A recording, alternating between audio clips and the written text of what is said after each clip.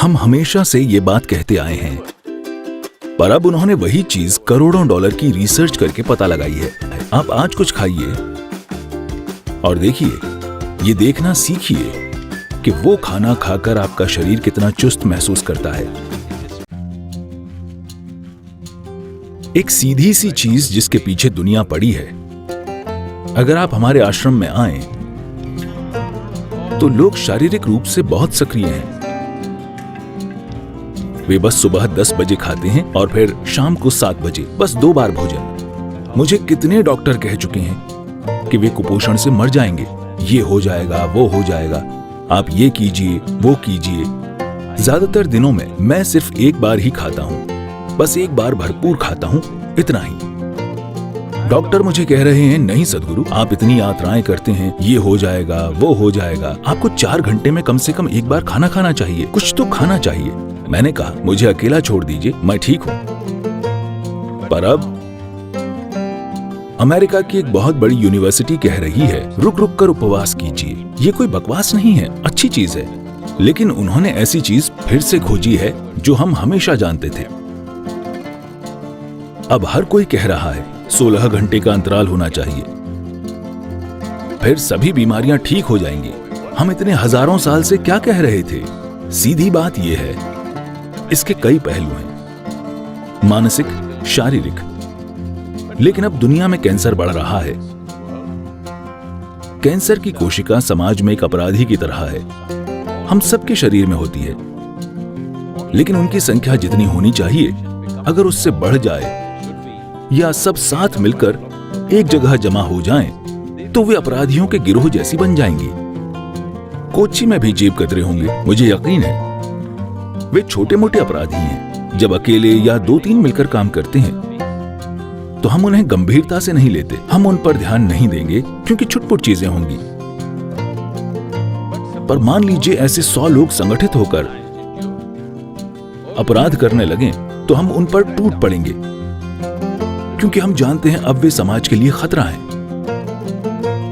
Cancer की कोशिकाएं भी इसी तरह हैं, अपराधी जो यहां वहां घूमकर कुछ नुकसान पहुंचा रहे हैं। फिलहाल उनकी यही समस्या है कि वे बाकी कोशिकाओं के मुकाबले 8 से 10 गुना ज्यादा खाती हैं। तो अगर आप 2 भोजन के बीच में पर्याप्त अंतराल देते हैं तो उनमें से ज्यादातर मर जाएंगी, क्योंकि वे जी नहीं पाएंगी। हम हमेशा इसकी बात करते रहे हैं, लेकिन अब उन्होंने वही चीज करोड़ों डॉलर की रिसर्च करके पता लगाई है।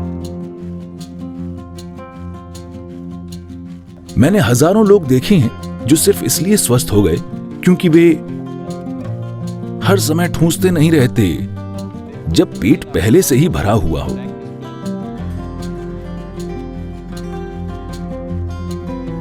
योग केंद्र में लोग हमेशा शारीरिक रूप से सक्रिय रहते हैं, तो दोपहर 3:30-4 बजे तक हर कोई बहुत भूखा हो जाता है, उन्हें बहुत भूख लगी होती है, लेकिन हम उसके साथ जीना सीख लेते हैं, क्योंकि खाली पेट होना और भूखा होना 2 अलग चीजें हैं। भूख का मतलब है आपकी ऊर्जा गिरने लगी है, पर खाली पेट होना अच्छा है। योग विज्ञान में आज आधुनिक विज्ञान भी सहमत है, लेकिन जो चीज हम अपने अनुभव से जानते हैं, वहां तक पहुंचने के लिए आप लाखों डॉलर लगा देंगे, क्योंकि रिसर्च का मतलब यही है, कई लाख डॉलर खर्च कर देना। ये ऐसा ही है। Your body and your brain works at its best only when your stomach is empty. पेट खाली होने पर भी आपका शरीर और आपका दिमाग सबसे अच्छे से काम करते हैं। तो हम हमेशा से ये पक्का करते हैं कि हम इस तरह से खाएं, हम कितना खाएं कि खाना खाने के 2 से 2.5 घंटे के बाद हमेशा हमारा पेट खाली हो जाए। तो हम हमेशा खाली पेट सोने जाते हैं। लोगों को लगता है नींद नहीं आएगी, वे सो सकते हैं। औसतन 25 सालों में औसतन मैं बस 2.5 से 3 घंटे ही सोया हूँ। इन चीजों से थोड़ा आलसी होता जा रहा हूँ और 3.5 से 4 घंटे सो रहा हूँ। लेकिन मैं बहुत ज्यादा यात्राएं करता हूँ। जब मैं ज्यादा यात्रा कहता हूँ, अगर मैं अगले कुछ दिनों की यात्राओं के बारे में आपको बताऊं तो आप कुर्सी से गिर जाएंगे। हाँ, मैं आपको बताऊं क्या? नहीं, जरूरी नहीं है, क्योंकि अगले 10 दिनों में मैं 5 अलग अलग देशों में जाऊंगा। वहां पता नहीं कितने कार्यक्रम होंगे, हर तरह के कार्यक्रम। तो आप इस तरह सिर्फ इसलिए काम कर पाते हैं क्योंकि आप जरूरत से ज्यादा नहीं खाते। ये बहुत बहुत महत्वपूर्ण है। सभी 2 बार खाते हैं, मैं आमतौर पर 1 बार ही खाता हूँ, शाम 4:30-5 बजे, क्योंकि मुझे प्लेट के सामने बैठकर ये सोचना पसंद नहीं कि कितना खाऊं। मैं भरपूर खाना पसंद करता हूँ, तो शाम को 4:30-5 बजे अगर मैं भोजन करता हूँ तो फिर मैं अगले दिन ही खाता हूँ।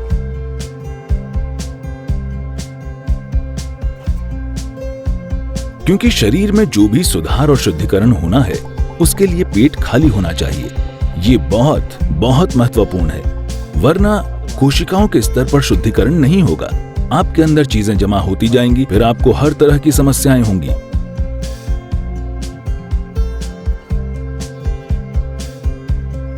जब आप भोजन को छूते नहीं हैं, तो आप नहीं जानते कि वो क्या है। अगर भोजन छूने लायक नहीं है, तो मैं नहीं जानता कि वो खाने लायक कैसे होगा।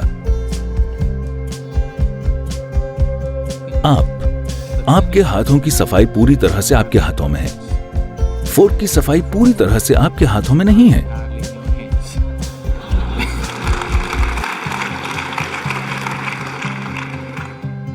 और इन हाथों का इस्तेमाल सिर्फ आप करते हैं, कोई और नहीं। तो आपको पता है कि ये अभी कितने साफ या गंदे हैं,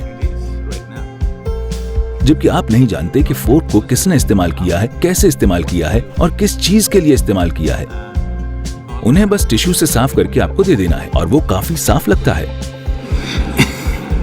सबसे बढ़कर आप भोजन को महसूस नहीं कर पाते। हमें पहली चीज ये सिखाई गई थी कि जब भोजन सामने आए तो उस पर कुछ पल के लिए अपने हाथ रखो, बस महसूस करो कि भोजन कैसा है। अगर मेरी प्लेट पर कुछ आता है तो उसे महसूस करके मैं जान जाता हूं कि क्या खाना है और क्या नहीं खाना। जो मुझे नहीं खाना उसे मैं चख कर खारिज नहीं करता, मैं बस उसे नहीं खाता, क्योंकि मेरे हाथ पहला स्तर है। वे उस मायने में नहीं चखते जैसे जीभ चखती है, पर वे भोजन को जान लेते हैं। भोजन को जानना पहली चीज है। किसी इंसान को जानने के लिए आप उससे जाकर हाथ मिलाते हैं।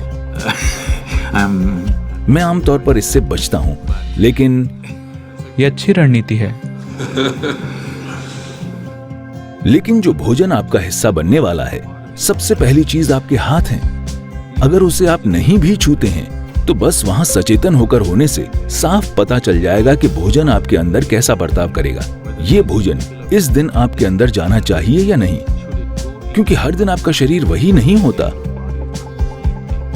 हर दिन हर पल ये अलग होता है। अगर आप भोजन को महसूस करें तो आप जान जाएंगे कि आज इस भोजन को आपके अंदर जाना चाहिए या नहीं।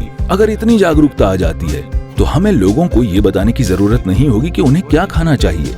हर बार के भोजन के लिए उन्हें तय करना चाहिए कि उन्हें उसमें क्या खाना चाहिए। इसके लिए एक ही नुस्खा नहीं हो सकता कि यही आपको जीवन भर खाना है। ऐसे में आप फंस जाएंगे कि मैं सिर्फ यही खा सकता हूँ।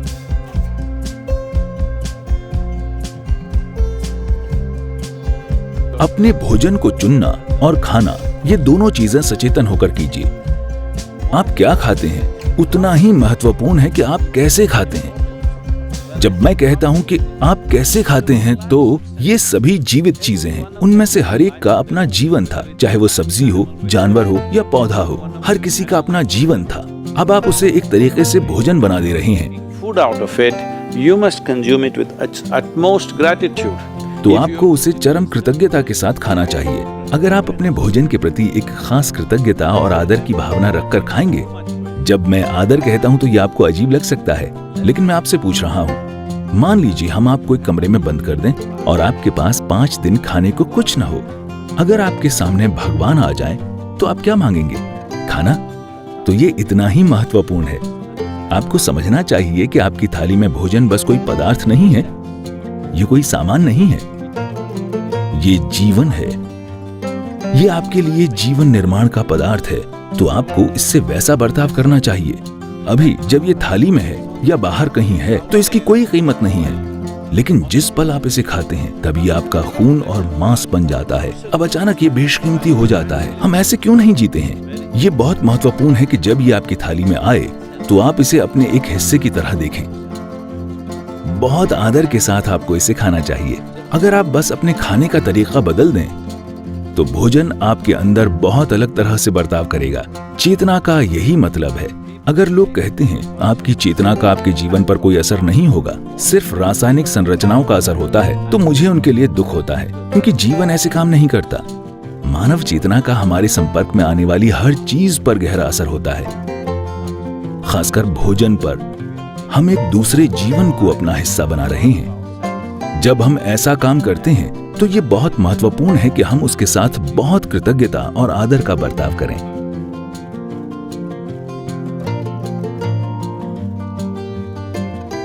मैं आपको बताना चाहता हूं कि अच्छी आदत और बुरी आदत जैसा कुछ नहीं होता। Habit means you are functioning unconsciously. आदत का मतलब है आप अचेतन होकर काम कर रहे हैं। अगर आप अचेतन होकर काम करते हैं तो ये खराब चीज है, क्योंकि इंसान होने के पूरे मायने यही हैं कि हम सचेतन होकर काम करने में सक्षम हैं। इंसान होने की यही खूबसूरती है कि हम हर चीज चेतना पूर्वक कर सकते हैं। एक जानवर जो चीज अचेतन होकर करता है, वही चीज हम पूरी चेतना में कर सकते हैं। हम अचेतन होकर खा सकते हैं या हम सचेतन होकर खा सकते हैं। हम अचेतन होकर सांस ले सकते हैं या हम सचेतन होकर सांस ले सकते हैं। जो भी चीज हम कर सकते हैं उसे हम सचेतन होकर भी कर सकते हैं। जिस पल हम चेतना में कार्य करते हैं, अचानक वो बहुत परिष्कृत और शानदार दिखने लगते हैं।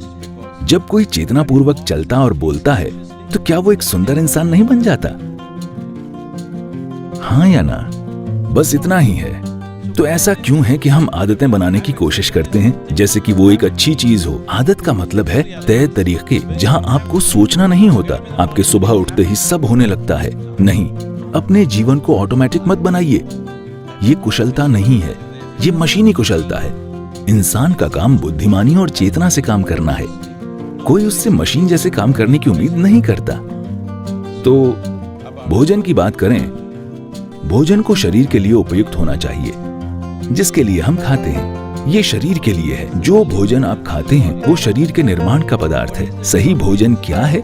दुर्भाग्य से अभी ये बिल्कुल गड़बड़ हो गया है। पारंपरिक रूप से इस देश में हम समझदारी से खाते थे, लेकिन हजारों साल से हुए हमलों की वजह से दूसरी तरह की भोजन परंपराएं आ गई हैं और आज राष्ट्रीय भोजन पिज्जा या पास्ता है। ये क्या है? कौन सा? मैं नहीं जानता। दोनों मुकाबला कर रहे हैं। तो हम भोजन के बारे में अपनी समझ खो रहे हैं। अब समय आ गया है कि हम सबसे अच्छी चीज पहचानें। अगर मैं इसके विस्तार में जाऊं तो ये लंबी प्रक्रिया हो जाएगी, लेकिन आपको भोजन को परखना चाहिए, बस जीभ से नहीं बल्कि शरीर से भी। आप आज कुछ खाइए और देखिए, बस ये देखना सीखिए कि वो खाना खाकर आपका शरीर कितना चुस्त और फुर्तीला महसूस करता है। अगर शरीर को महसूस होता है कि वो कब्र में जाना चाहता है, तो वो भोजन अच्छा नहीं है। अगर वो भोजन खाकर उसे लगता है कि जीवन जीना चाहिए कॉफी को छोड़कर, क्योंकि वो उत्तेजक है। अगर खाना खाकर शरीर चुस्त और जीवंत महसूस करता है तो इसका मतलब है वो भोजन अच्छा है, शरीर उसे पसंद कर रहा है। अगर आप कुछ खाते हैं और शरीर में सुस्ती महसूस होती है तो उसका मतलब है कि शरीर को भोजन पसंद नहीं है, उसको उससे परेशानी हो रही है, इसलिए सुस्ती महसूस हो रही है। तो बस इस आधार पर मेरा मतलब है ये एक बहुत ही सीधा और आसान तरीका है।